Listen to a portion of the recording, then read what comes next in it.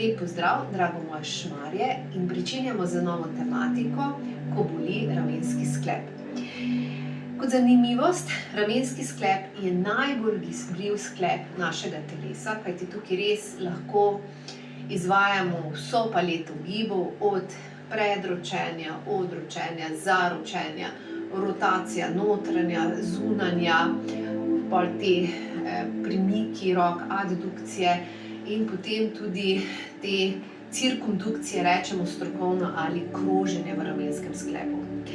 Kaj ima omogoča to gibljivost? Če čisto iz tega anatomskega vidika oziroma kostnega vidika pogledamo sklep, v osnovi ga sestavljata dve kosti, in sicer nadlahnica in lopatica. In lopatica se potem nekako tvori nad glavico nadlahnice kot nekakšno strešico, in ta strešica pokriva le 1/3 glavice nadlahnice. Zato mu to daje, zaradi te neke anatomske zgradbe, mu to daje to izredno gibljivost, ampak hkrati tudi nestabilnost. Tako da potem glavno vlogo pri samem ramenskem sklepu mu daje stabilnost mehkotkivne strukture, tako da imamo tukaj izredno kompleksen ustroj, od ligamentov, cel preplet mišic, potem imamo razne burze, to so tista strukture, ki mažejo, ki mu daje mazivo, da lepo teče ta sklep. Potem imamo tu živčni ustroj, tako da je to izredno kompleksen sklep, tako da ko je bolečina, ko se pojavi bolečina v rami, je res potrebno, da se obišče zdravnika, da se mogoče naredijo tudi kakšne dodatne raziskave, da se potem izvaja zelo taka prava fizioterapija.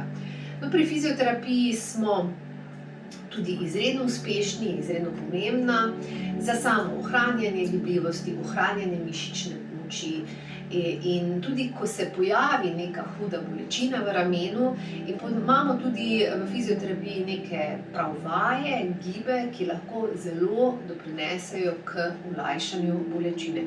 In ravno o tej temi bi jaz želela danes govoriti. Bi pokazala vaje, ki olajšajo in ki zelo blagodejno, ko se pojavi ta močna bolečina, zelo blagodejno vplivajo na ramenski sklep. To so vaje, ki nekako ne izvajamo nekih pretiranih gibanj, ampak samo aktiviramo mišice, s tem nekako ohranjamo mišično moč.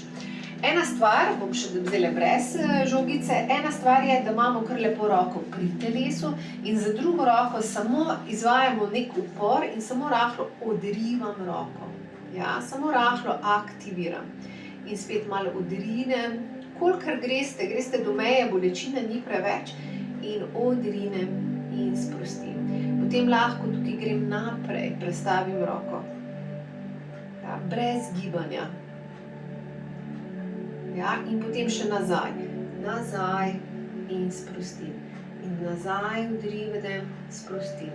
Kolikor vam omogoča, potem lahko roko k telesu sprostim.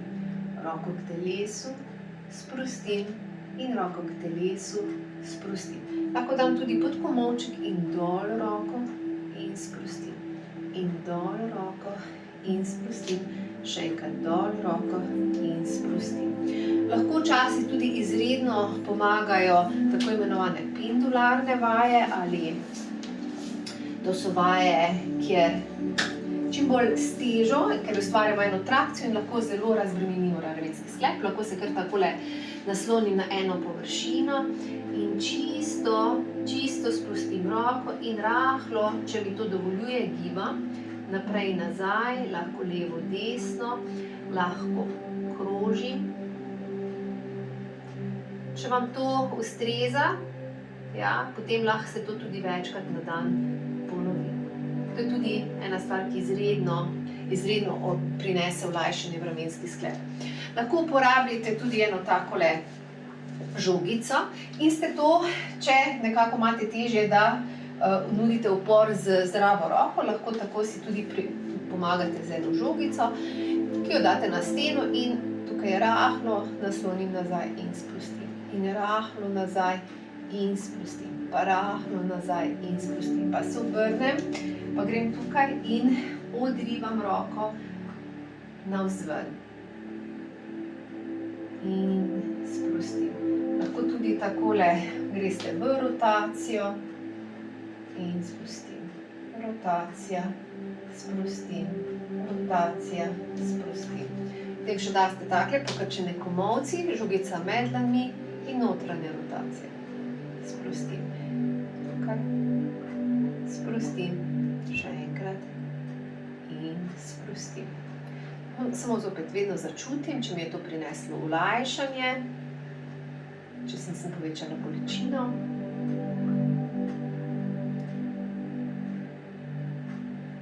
In to bi bilo za danes vse. Lepo se imejte in se vidimo prav kmalu. Vse dobro.